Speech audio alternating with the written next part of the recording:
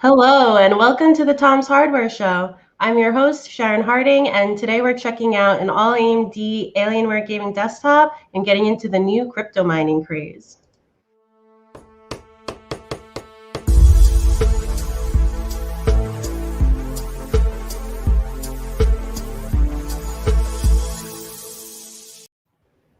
We are live as always, and we're taking your questions. So if you have anything you'd like to ask, just drop your question into the chat on Facebook or YouTube, and we'll try to discuss it live on air. So joining me today, Michelle Earhart. What's up, Michelle?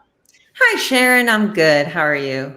Doing well. Glad to hear you're doing well too. We also have Tom's Hardware Senior GPU Editor, Jared Walton. Hey, Jared. Howdy, howdy. How's it going, Sharon? It's going. It's going. A lot of snow. A lot of snow. My snow all melted. Like we got hit with about a foot and a bit more of snow on Friday, Saturday last week, and then it rained. Oh, well, there you So go. it's almost all gone now. Yeah, so ours over here in Brooklyn, it keeps piling up. Yeah. We got Michelle here, and if you don't know already, Michelle does a lot of desktop reviews for Tom's Hardware, which is actually really exciting these days because it's one of the few ways to get your hands on a new AMD or NVIDIA graphics card. So Michelle is currently testing an all-AMD machine, the Alienware Aurora R10 Ryzen edition. What can you tell us about it, Michelle? So we've seen the Aurora R10 and Aurora R11 before, but this one has a Ryzen 7 5800X and an AMD RX 6800 XT. So this is, I believe, our first time looking at an all AMD version of it. And of course, it's got that interesting case that all the Auroras have that I'll show off in just a second. Probably the most unique thing about it. Yeah, very cool. So, yeah, do you want to give us a sneak peek at it? Sure. So I have it sitting over here. I have to swap over to my camera too. And also swap over my... Uh-oh. I think she's switching over her audio because we just lost Hello? her audio. There she is. Hey, Michelle. Okay, perfect. Sorry for that. So the reason I swapped over to that is I have the AMD desktop sitting over here, and I want to show you all what it looks like on the inside. So we have not a lot of venting, actually. This is liquid cooled. It has one fan that exhausts out the top. And then these are supposedly intake, although sometimes when running it, I feel a little bit of heat off of here. There's also supposedly some exhaust on the back, but I don't really feel it that much when I use it. I feel like most of it is concentrated off the top here. But like the Aurora cases it has this like weird tapered curved edge at the front. It doesn't have a lot of RGB. We have one RGB zone here, and of course the Alienware logo lights up. But aside from that, it's pretty bare. You can get it in white if you want, and it has the logo here. But the most interesting thing about this desktop to me is not this. This is pretty normal. There's a hatch that you can use to pull off the side if you want. But what's more interesting to me is you see these instructions here. And you see you don't have immediate access to a lot of the components. But if you take these locks and lift them up, there's actually a little arm that swings here, and the PSU is inside this cage. It's a 1,000-watt PSU, and because of this arm, you're probably not going to be able to change it super easily. Also probably not going to be able to change the motherboard super easily, but what you do have access to when you swing out this arm is the Radeon GPU, and then the CPU's underneath this Alienware water cooling block. You have the RAM over here, and you even have the network card there if you want it. So this little swingy arm, saves space, and it's not something that I'm super accustomed to seeing on a desktop, but it's probably the thing, aside from being all AMD, that got my attention the most. So any thoughts off the, not unboxing, not teardown, but I guess the show off, opening up? It's always interesting to see like Alienware and Dell. I've looked at their stuff in the past, and they often do a lot of pretty cool stuff with their industrial design. But they've created this compact case, and then you look around the edges, and there's a lot of wasted space with those curvy aspects. And it's like, well, did you really have to build it that small, or did you have to make it all that extra space that made it larger, or whatever you want to say? But yeah, I used to work a IT shop, and we had a whole bunch of Dell Optiplex PCs that I serviced, and they're built for business for a reason, where you can easily get in and swap out parts and such. But yeah, it's kind of cool. It's just not something I would want to have to deal with upgrading. That's why I like building my Yeah, own. I think you sort of hit the nail on the head there with the wasted space. This thing has one fan up here that you can't really see, and then one smaller fan down here, and it gets loud when you're playing, or even when it's just sitting in sleep mode. I have it sitting here in my office, which is, I don't have a good square foot measure for you, but it's kind of like a cube. Has a New York-sized cube, if you can imagine, and it almost gives me anxiety just having this thing playing a YouTube video or whatever in the background. It gets pretty decently loud, and I kind of wish, even when it's not under a load, and I kind of wish it had a more efficient cooling system set up for that, to avoid that. Yeah, can you talk a little bit about that? Because that's actually a question that Jonathan Ray Hurrick had. He commented that the machine looks cool, but how is the cooling clever? Perfect. So actually, let me get back over to my desk, and these are the things that happen live. See, it's so loud. Such a loud desktop. So hold on a second. Let me swap over to my better microphone.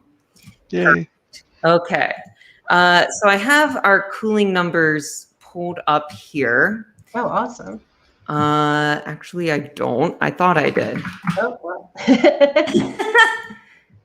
Well, so it is liquid cooled, we know, but you're saying it's loud, and we're concerned about the spacing. Do you know about the AIO? Is it 120 millimeter or 24? So it's 120 millimeter, the fans. And it doesn't feel that hot to the touch. Unfortunately, I thought we had cooling numbers, but we do not as of yet.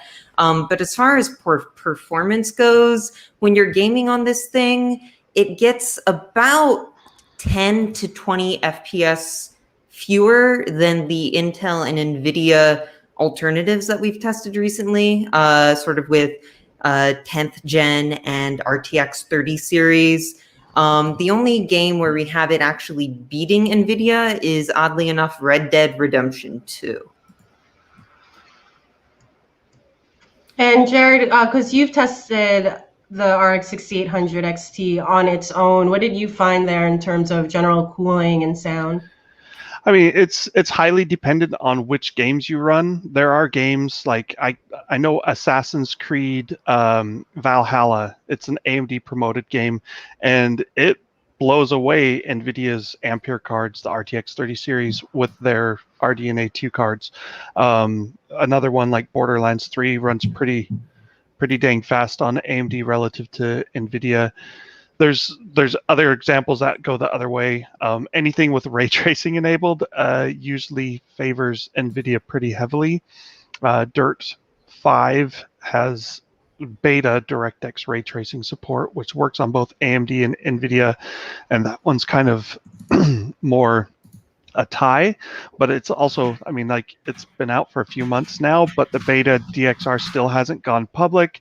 And when you look at the graphics, if you turn DirectX ray tracing on and off, you kind of go like, well, wait, like, how much does this really help or hinder? And that's kind of the problem with ray tracing in general. Like, you really need to do all-out ray tracing to get a bigger visual impact, and then that's too performance heavy. And so anyway, I mean, with the different CPU and the GPU and the case and all those other factors coming into play, I wouldn't be surprised if, you know, the card or the system as a whole might be a bit slower than a custom built system.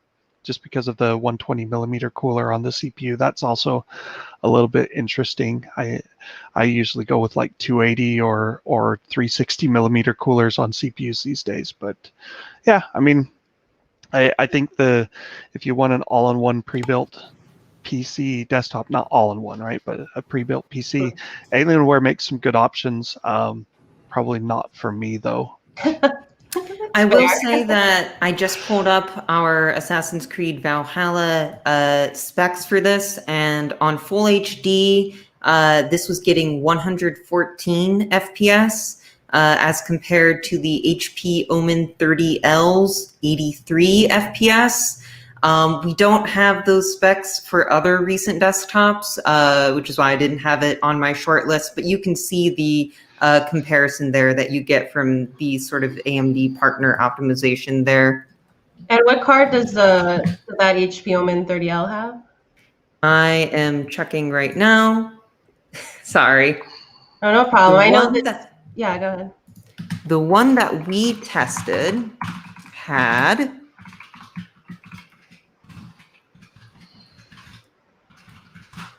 exciting typing action. The one that we tested had an RTX 3080. Okay, so that's 3080 versus RX 6800 XT performance. So I know this desktop only recently got into your lab, Michelle, but what else can you tell us just in terms of specs and first impressions? And also, do you have the price for it? Yes, I do have the price for this. So the desktop we have right now costs, with our configuration, $2,640. It comes with 32 gigabytes of RAM, 1 terabyte SSD, and then of course that Ryzen 7 5800X and the RX 6800 XT. All the smaller components also come from pretty reputable brands. So the RAM is from HyperX. The networking is Killer. So you've got Killer Wi-Fi 6 and Bluetooth 5.1. The graphics card has 3 DisplayPort options and then 1 HDMI option. So as far as like being an all-in-one, just buy it pre-built, set it and forget it. This thing is pretty nice for that. You know, and it's funny because like if you went off of the theoretical pricing, that's kind of an expensive system. But in today's market, if you can actually buy that for $2,600, it's not a bad deal. Like 3080 cards are going for $1,500 to $2,000 on eBay right now. So if you can actually get a 3080 in an Alienware, I mean, I don't know. It's maybe not the best 3080 or 6800 XT or whatever, but it's pretty crazy, the prices. Yeah. I'm seeing a comment in the chat asking how many sticks of RAM. So I believe, let me just double check right now from looking at it. I believe it's 2 sticks of RAM though. So that would be 2 times 16. Well, I know, Michelle, you'll be testing this machine over the next couple of days, so definitely stay tuned to the website if you want to see her final review and all of her final benchmarks. But Michelle is sticking around, so if you have any more questions on the system, definitely drop them in. I actually have a question for Jared while we have him here. We were talking. I'm like, oh. Sorry, we were talking about this a bit off stream, but how do you feel just anecdotally? You've looked at more Ampere cards than I have. I noticed the ray tracing that I've seen in Metro and Control just anecdotally looks different on the AMD. Maybe not worse, maybe not better, but how do you think these two companies' different approaches to ray tracing works out? You know, I haven't done like extensive looks at all of the games that support ray tracing, but I know, for example, Watch Dogs Legion is the big one for me. Like it supports ray traced reflections. And if you do side-by-side comparisons between AMD rendering the scene on their RX 6000 cards and NVIDIA rendering the scene on either the 20 series or their 30 series cards, like it's clear that they are not generating the same result for the ray tracing. And it's like, well, wait a second, like isn't this a black box? Like I was a software developer in a previous life, and it's like if I give a function a call, I expect it to do the same thing, and I don't care if the hardware changed. So it's really kind of interesting that it kind of feels like AMD is either doing an optimization where they're like, hey, let's cast fewer trays, or let's limit how far the rays can like trace into the scene. You know, like you basically, if you look at my room behind me as an example, like if you were casting a ray at the table behind me, well, you could do a bounding box and say, well, I only want to do things that are within 2 feet of my head. And you would drop off a whole bunch of geometry, and that would make the ray tracing go faster. And it kind of feels like AMD is doing an optimization like that in some games. I don't know if it's doing them all that way. I don't know how that actually works because, again, I'm like, it's a DirectX ray tracing function call, isn't it? Like, shouldn't you say, hey, I want to cast this ray and I want the result? And maybe they're working with game developers in some way. Maybe it's just a driver hack. I don't actually know. But there definitely are visual differences between AMD and NVIDIA on ray tracing right now. Sometimes bigger, sometimes smaller. So it's yet another thing where you get to kind of roll your eyes and go, just can't we all get along? Oh well. Well, yeah. So if anyone has more questions on the Alienware system that Michelle is testing, definitely drop it into the chat. We'll try to get to it. In the meantime, as I kind of mentioned earlier, finding one of the latest NVIDIA or AMD graphics cards has been like trying to find a 4-leaf clover or something. It's so hard to find, or you got to pay so much money from last year, and the shortages have carried over until this year. And a big reason for that is the resurgence of crypto mining. And in fact, little tidbit, we decided a few days ago that we wanted to discuss crypto mining on today's show because it's become such an unavoidable topic in graphics. And then today, we didn't know this, NVIDIA actually confirmed our thoughts by announcing a CMP line of graphics cards intended specifically for crypto mining. The company also announced today that it's limiting the hash rate or the crypto mining efficiency of the upcoming RTX 3060 cards by about 50%. So according to NVIDIA, this is all about keeping GeForce cards in the hands of gamers rather than miners. So what do you make of all of this, Jared? It's interesting because like the cryptocurrency mining processors, that's what they're calling CMPs, cryptocurrency mining processor. They haven't been very forthcoming about exactly what they are, but it looks like some of them are Turing, meaning previous gen, and some of them might be Ampere. So there's that going on. Looking at the hash rates they're advertising and the power things, I'm like, I did an article where I looked at optimizing your mining performance, your hash rates for Ethereum, and I'm like, man, my numbers are way better than what they're saying for existing Ampere and Turing cards. And so, you know, you kind of scratch your head a little bit, but NVIDIA said something to the effect of, these are GPUs that wouldn't qualify to go in a GeForce product, so we're not actually hurting our supply of graphics cards. These are GPUs that are being sold separately, which is probably true. Like, for example, there's a 10 gigabyte card, meaning it's got 10 gig of RAM. 3080 has 10 gigabytes of RAM, so that's their 90HX is what they're calling that. But there's another 10 gigabyte card called the 50HX that's like half the performance, and it's like, well, what's that card? It's probably not a 3080. But then there's no 10 gigabyte card in NVIDIA's product stacked from Turing or even Pascal. So it's like, well, this is a special case. So maybe it's Turing parts like a GP102, the part that was used in the 2080 Ti, that had 11 memory channels active. Maybe there were parts that 2 memory channels were bad, so they're selling them now as a 10 channel. Maybe it's actually, it could actually be GTX 1080 Ti. I mean, who knows what these things are? NVIDIA hasn't said. So there's interesting stuff going on with the specs. But like if you look worldwide for NVIDIA on their previous generation parts, there are a lot of cards that they make, graphics cards that are not standard. So I want to say like the 1060 line in particular, there were like 6 or more different variants of the GTX 1060. Some had 3 gigabytes, some had 6 gigabytes, some had 5 gigabytes. You know, weird combinations. And so like to say these aren't in a GeForce product, well, that can be true, but they could have been in a GeForce product if they didn't sell them to miners. I kind of feel like there's probably a lot of excess inventory that NVIDIA is clearing out from previous generations. And they're like, hey, mining's profitable. Let's just quick turn these into cards and sell them to miners who want them. We don't know. We'll find out more in the coming months. So the RTX 3060 is a... Oh, yeah.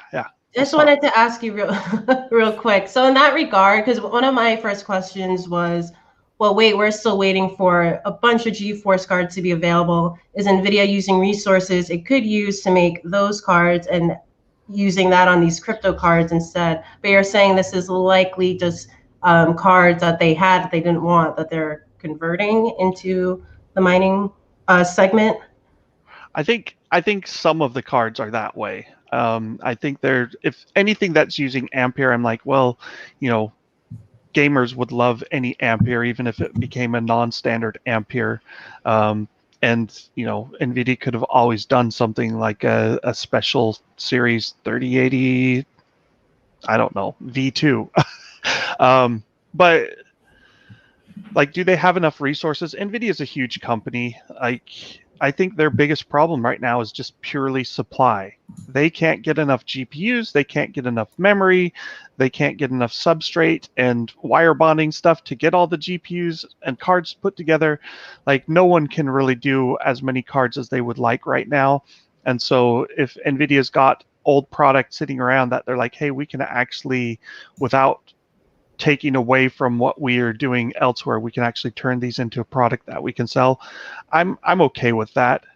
My problem is, like, this doesn't stop miners from mining on graphics cards. This is actually, in addition to mining on graphics cards, now they can buy CMPs, and probably NVIDIA is going to charge a premium for them. You know, these don't have official prices. So whereas an RTX 3060 Ti has an official price of $399 from NVIDIA, and there's probably contracts and stuff in place with its partners, well, the CMP equivalent, they could charge $599, and who's to say whether that's okay or not? You know, 3060 Ti's are selling for $1,000 on eBay. So, speaking of the RTX 3060 and 3060 Ti, the NVIDIA announcement of the mining cards also said that the drivers for the RTX 3060 would limit mining, correct? Yeah, so we don't know precisely what they're doing, but they are claiming that it will cut your mining performance pretty significantly to encourage miners to go elsewhere, like get a different product, which is, I mean, that seems like a nice thing. The question is, can the miners hack this and get that to not happen? And we don't know yet. We haven't got the hardware in hand, so we'll have to wait and see. I feel like me, probably, right? Yeah, like driver based. That's only for the upcoming 3060 also, right, correct? The right, Ti, the other Ampere cards are just free game. Right, and like NVIDIA could take this approach on all future GPUs. I think there's the concern, like, they can't actually retroactively limit performance on 3060 Ti, 3070, 3080, 3090 without potentially getting a lot of flack from the miners. I mean, the miners could just roll back to a different driver, right? But you delivered one level of performance. Changing that significantly after the fact is kind of it's frowned on. So I don't expect they'll do this for the existing Ampere cards, but for the 3060, you know, it's interesting. My big question, besides like how this all plays out, can the miners get around it or anything? The bigger question is, if this is done in drivers and it's supposed to be like a universal, like, hey, detect any mining algorithm, well, are there going to be false positives? You know, what if I'm a researcher and I'm doing machine intelligence research and I happen to have an algorithm that does things that loads the GPU at 100% and hits the memory hard and looks like mining? I mean, I don't know how deep NVIDIA is going to limit performance. We know Furmark is a power virus that we use for power testing. Like, people call it a power virus, but it renders a donut, a hairy donut, furry donut, and it happens to be super, super demanding on your graphics cards. It heats them up really well. And so NVIDIA and AMD both, years ago when this first came out, like, people were actually burning out GPUs because this used the hardware in unexpected ways. And so they had to kind of change their drivers and stuff and say, hey, we got to detect stuff like this and not fry our hardware. And so you would think that this mining stuff builds off of that. Maybe there's certain functions used in the cryptocurrency hashing that they can say, hey, you know what, if we see a lot of these specific hashing functions running through or these specific memory operations, that's probably mining and we could limit performance. So have they announced a release date for these? Not the 30. February 25th. Oh, for the CMP? They said Q1 for the 30HX and 40HX, which are nominally around 30 and 40 mega hashes per second for Ethereum. And then they said Q2 for the 50 and 90HX, which, again, like, if you look at the specs, the 30HX, they say 26 mega hashes per second. They might be under promising and over delivering. And it's got 6 gigabytes of RAM. And it's like, well, that looks like it could easily be it could be a 1066 gigabyte, but it could also be a 1660.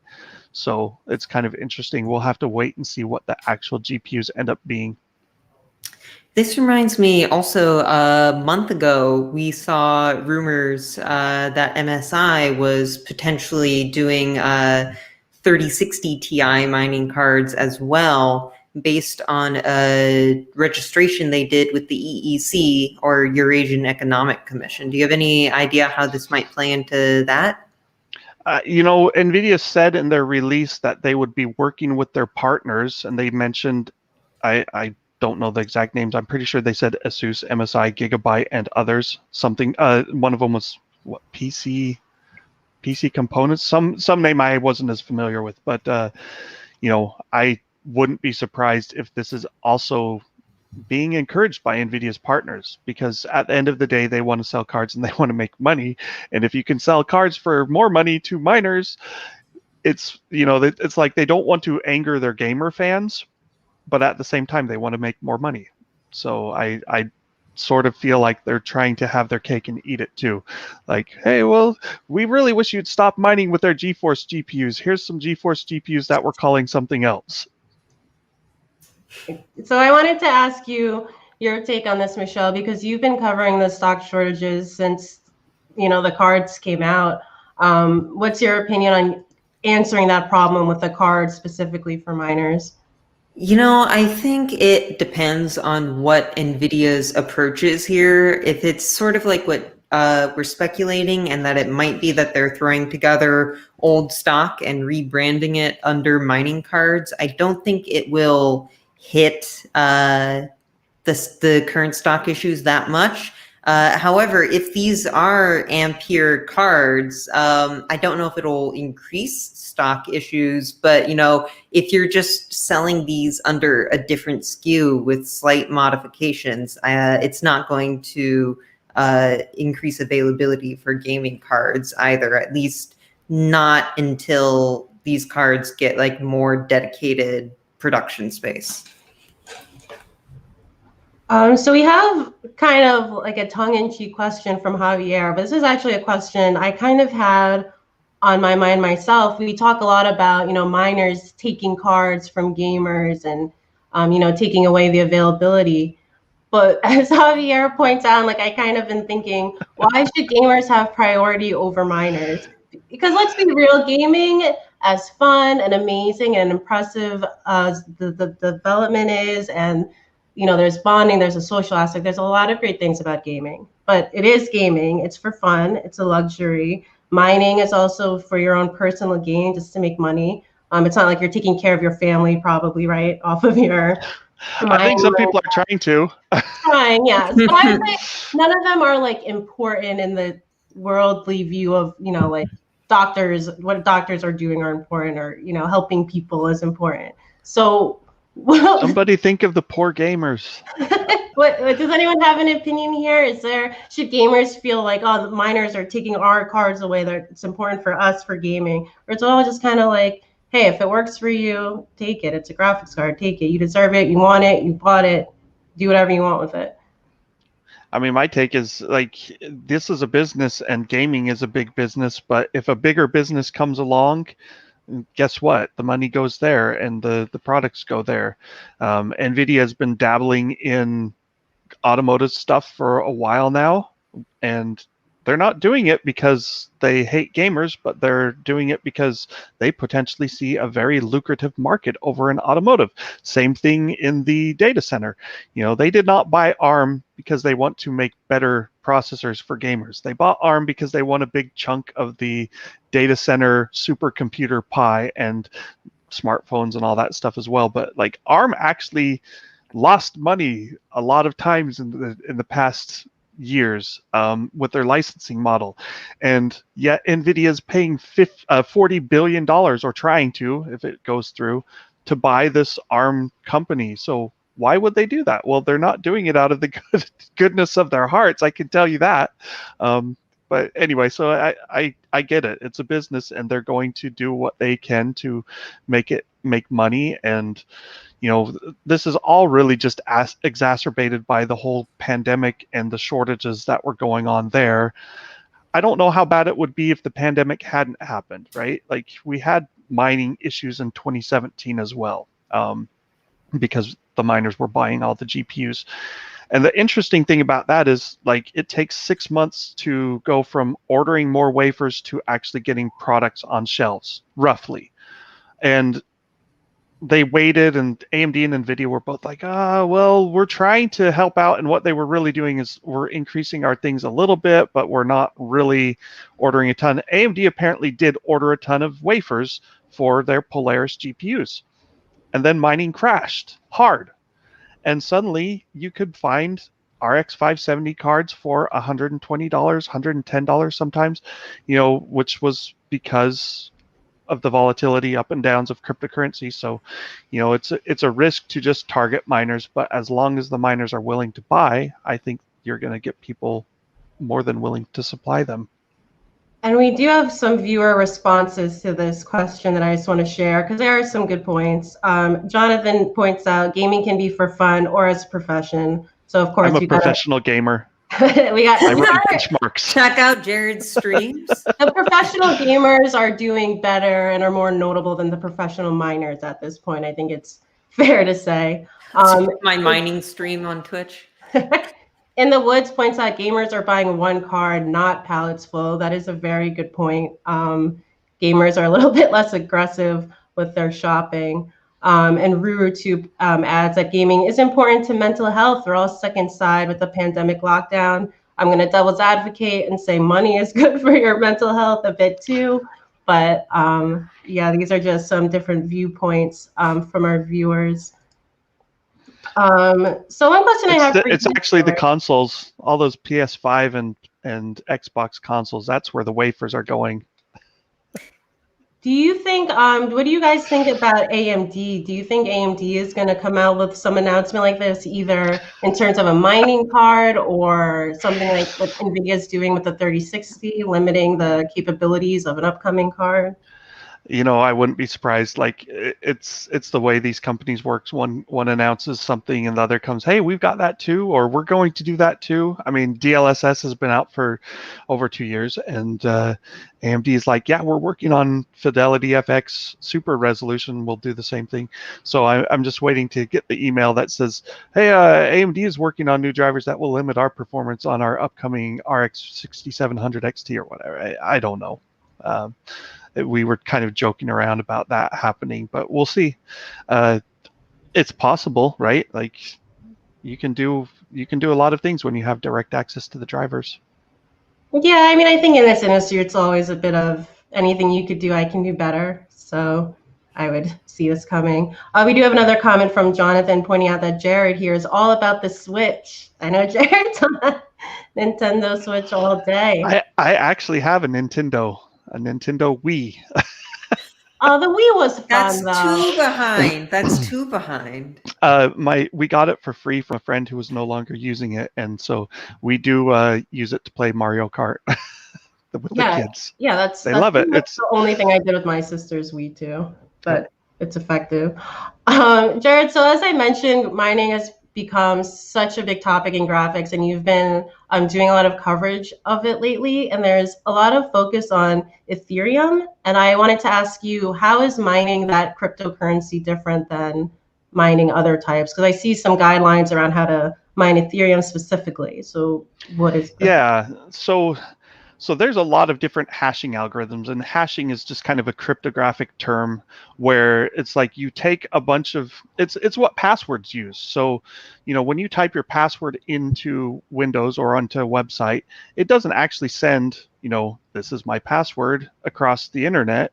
It runs an algorithm on your local PC that is it's a one direction algorithm where it's really easy to go from your password to a mathematical function that turns it into garbage. It looks like garbage anyway.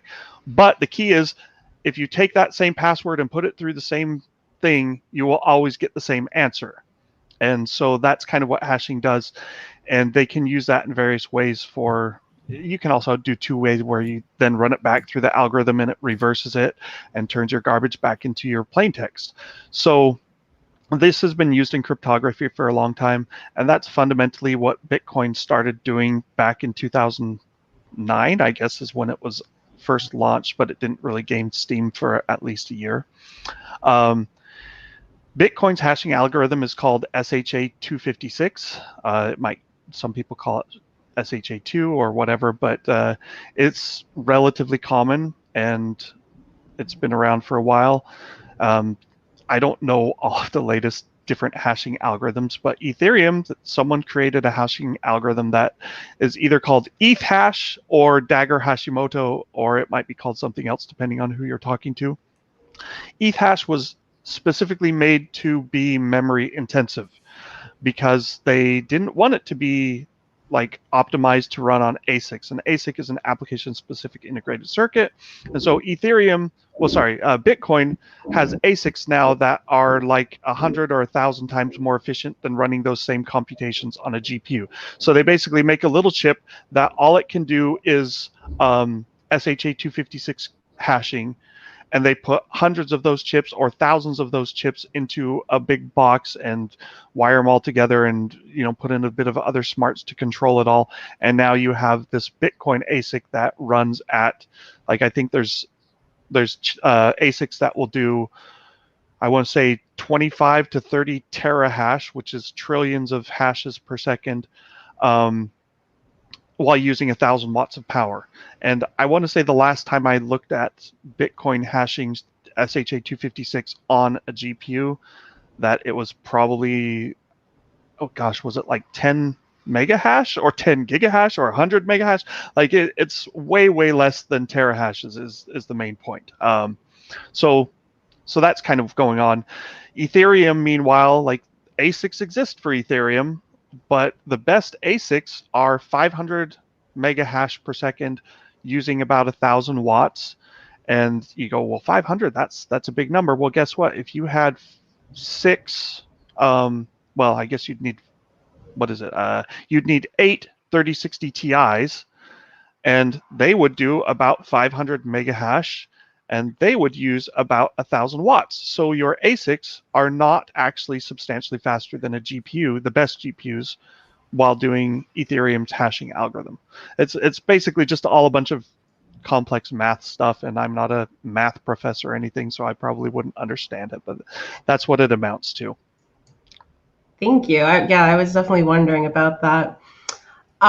So it looks like we have some time left for some viewer questions. So if you haven't sent in a question yet, definitely do so, because we are going to try to get through some of them.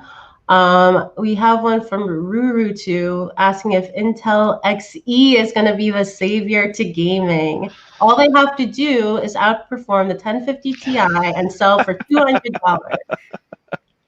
I think they can outperform the 1050 Ti too. So the XE graphics, HPG is what the consumer model is supposed to be.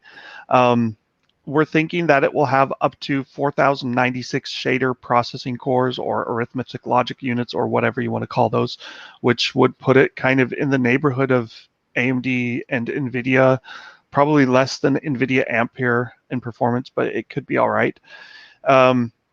The thing that you have to remember, and someone else asked this, like, well, why can't they just like limit the functions that are available on graphics cards so that you can't do these cryptography things on a graphics card? And it's like, well, they could try. The problem is graphics cards used to be very simple back 20 years ago. And then they started adding complexity and going, oh, we can do some cool new graphics effects with this, with these functions. And so they added more and more stuff. And it just so happens that these same functions that are useful for graphics are also useful for physics or AI research or supercomputing applications, and they're useful for cryptocurrency mining. And so that's kind of like anything that conforms to the DirectX 12 and DirectX 11 and OpenGL and all that stuff. If you can support those, your chip can also support hashing. So I don't really expect Intel is going to help us in that respect. Even if their chip is fast, I think it will end up costing just as much as AMD and NVIDIA. And if it's not fast, it might cost a bit less, but I'm really curious to see if Intel can do a GTX 1050 Ti competitor for, I mean, really, we'd want it for $100 because that's a card that's 4 years old. Well, Ruti will pay $200, so we'll see. Just go on eBay. I bet you can find a 1050 Ti for $200.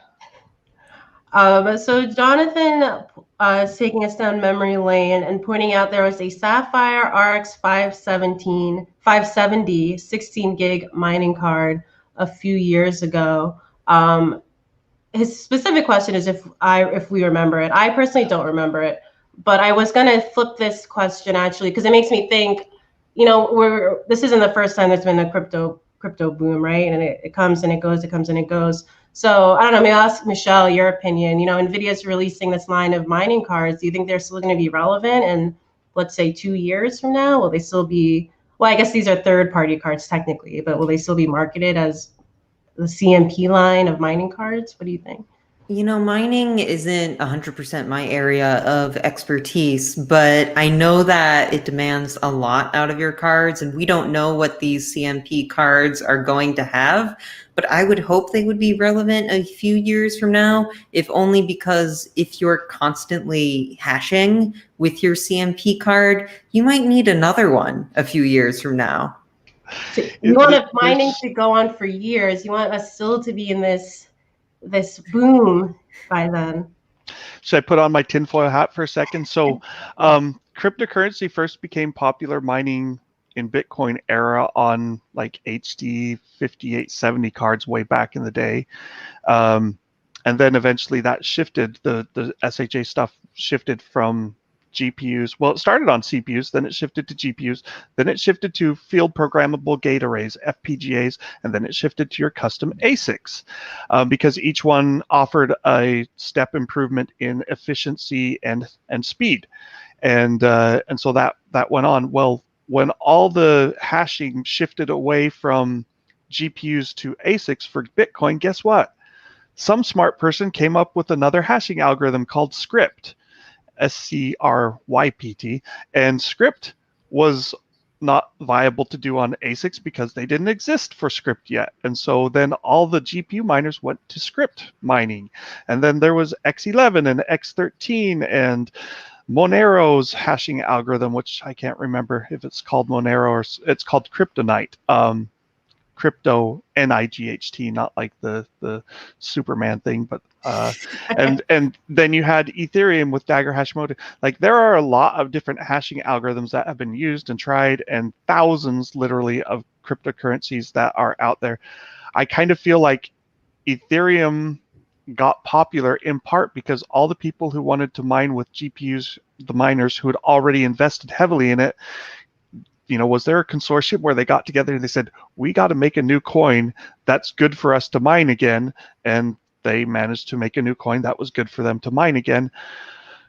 I don't know. Like, it's kind of tinfoil hatty, right? But if Ethereum eventually becomes bad to mine on GPUs, I would not be shocked to see some new thing come in that's good to mine on GPUs again. Like, will it be as good?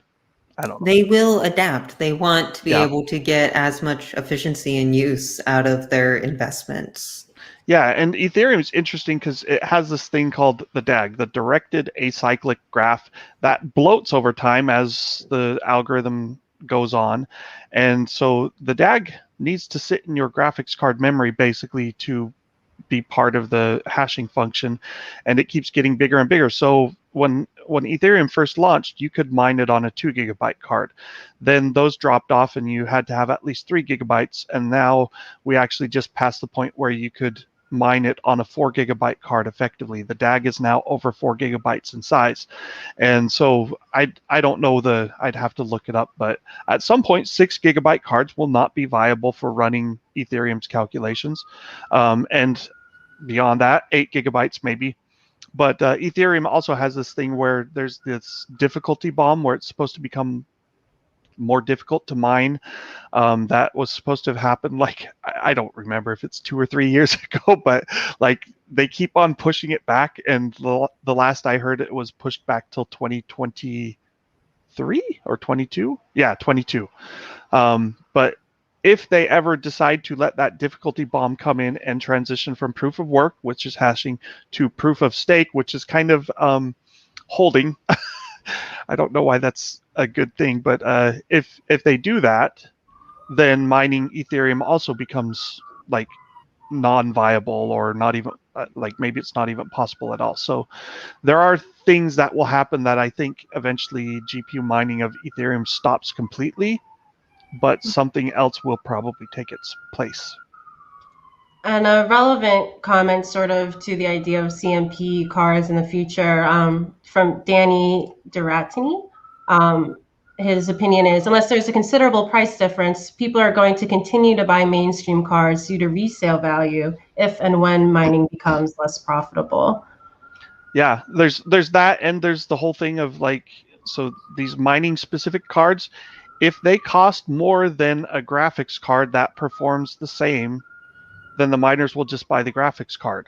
So it only works to take miners away from buying graphics cards if it's actually more profitable, cheaper, whatever, for them to go that route. And you still have the whole supply thing to work out. So I don't think this really does anything to stop people from buying graphics cards for mining. It's just a way to sell off old graphics cards as mining cards.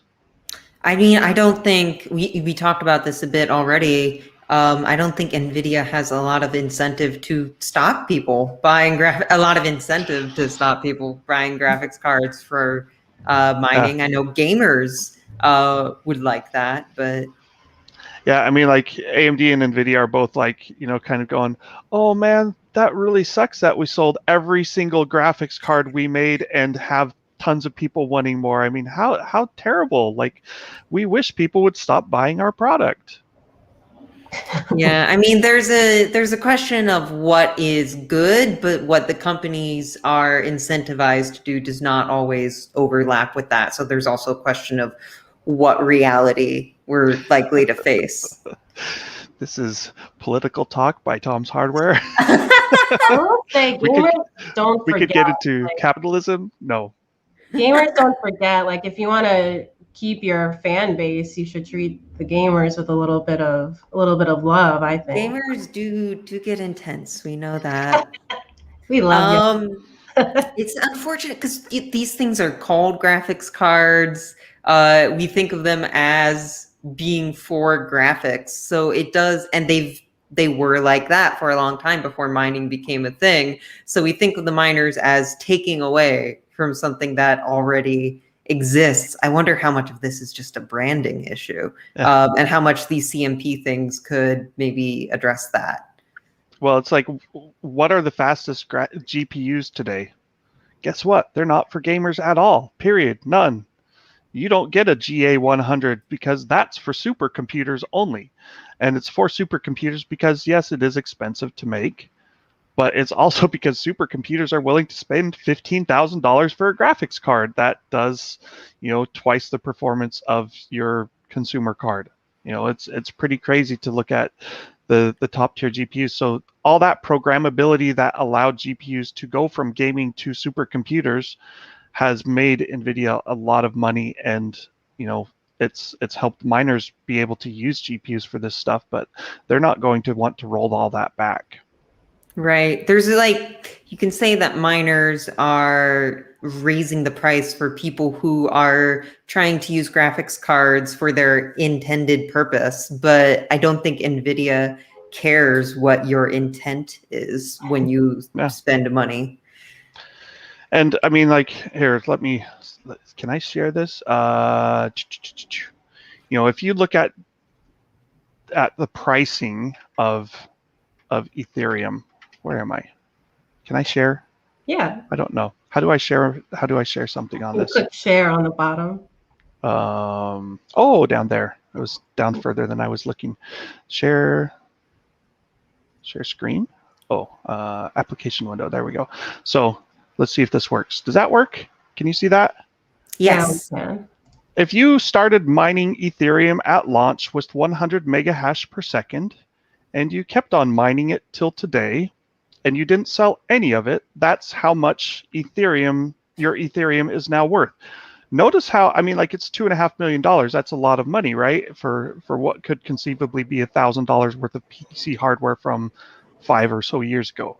But notice how it dropped from $2 million in 2017 all the way down to maybe $150,000 in 2018, and then it was at that level for almost 2 years before it shot back up with the latest spike. It's if you look at that, we are going to have another crash. It's inevitable. So there's that question of when does the cryptocurrency crash happen? How bad will it be? But it will happen. I'm telling you right now. And I just wrote an article that's on Tom's Hardware about how to mine. And people are going to be like, why are you encouraging people to mine? I'm like, read the freaking article, right? Because I actually say in there, we don't encourage you to mine because, and I list out all the reasons. I say hardware failures and all this other stuff. But the volatility, it's unless you have spare money where you're okay, like you're Elon Musk and you can go, oh yeah, I'll send $1.5 billion on this stuff. You're taking a big risk. And the biggest winners from Ethereum were the people who got in before it ever even launched, because they sold 2/3 of all Ethereum that exists right now was sold at 30 cents per Ethereum coin before it could be mined. So, that was an absolute steal if you had the faith to buy it. Where's my Darth Vader? I find your lack of faith disturbing. That's kind of how I feel about cryptocurrency miners. They're all in this, and they believe in it so much, and they can't believe that anyone else wouldn't believe in it. But then, you look at the power costs and all this other stuff, it will not continue inevitably. It won't go up inevitably.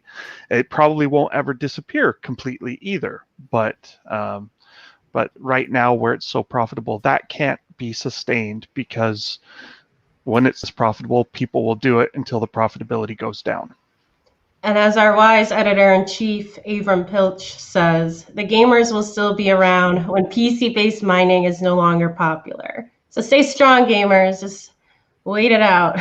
Gamers rise up in a few years. Although we did have a comment earlier mention that, when these miners are done with their mining rigs, we might see their cards hitting the used market. I don't know how much I would want to buy a used mining card. But yeah, again, that's part of why they're buying the gamer cards, is so that they can sell their cards to gamers later.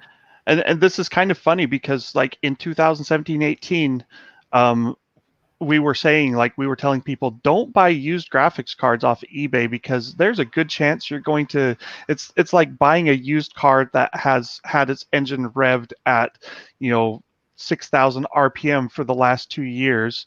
And you're like, man, this car really seems to have problems. I don't know why. don't buy a used graphics Only card. So, driven by a little old lady to Yeah. the Ethereum bank every Sunday. yeah, eBay card, never used for mining, never overclocked. It's like, yeah, and what proof do you have of that? So card, anyway, a photo that they're gonna mail. right. So then 2018 crypto prices crash. And then like by the end of 2018, we're like, okay, most of the mining cards are now gone, like the ones that were used for mining. It became actually like a 20 series RTX GPU. You could actually buy one used and probably get a decent card that wasn't used for mining. Well, now we're back to square one, and it's like any used card on eBay now is it might not have been used for mining, but there's literally no way for you to know in advance. So don't support eBay miners. Don't support eBay by buying used graphics cards is my advice, and just wait for things to come down. It might take a year. I don't know. Well, I like that, ending the show with a little bit of wisdom, a little bit of Jared advice. It's good for you. Yeah, just keep what you've got and be happy with it. Like we talked about ray tracing in the beginning, and someone made the comment like ray tracing's not necessary, and it's like, you're right, it's absolutely not. Like you can play Metro Exodus, never turn on ray tracing, and enjoy the game, or hate the game because you think the story sucks or whatever, right? Like the same goes for Cyberpunk. You can play it without ray tracing, and you don't really miss that much. So the same thing can be said about ultra quality graphics. You can play most games on a GTX 1060 at medium settings, and it's still a fun game. So even if you have a 2 or 3 or 4 year old graphics card, you can probably still game. You just can't play at 4K and maxed out settings and all the bells and whistles, but you don't need to. So I'm still playing on a 1080 at FHD at sometimes 144 hertz. And that's more than good enough for me. Ray tracing, you're not... Ray tracing looks great when you can turn it on, but sometimes it's still down to art direction, and to a degree, some of the ray tracing hype reminds me of a few years ago when people were like, "Wow, look at Zelda in Unreal Engine 4," and someone just put like the Ocarina of Time model in base Unreal Engine for like grassy fields, and its fidelity is great, but it doesn't look good, So developer adoption of these features is also something that's very important to keep in mind. Definitely. Well, as everyone continues to mine this field of GPU shortages, yep. Yeah, if you've got an old GPU, man, sell it now. But we will definitely be following the crypto trends on the website at tomshardware.com. Jared already has some guides and a lot of info on mining, so you could figure out if it's right for you and if you want to get into it, how to do it properly and safely. So thanks for everyone who's joined and who sent in questions. Thank you all so much. You can show us your love, some more love, please, by liking us on Facebook or liking this video on YouTube or subscribing to our YouTube channel. You can also download each episode of the show as a podcast. So thank you to Michelle and Jared for stopping by and for a great conversation. And that is our show. We'll see you next Thursday.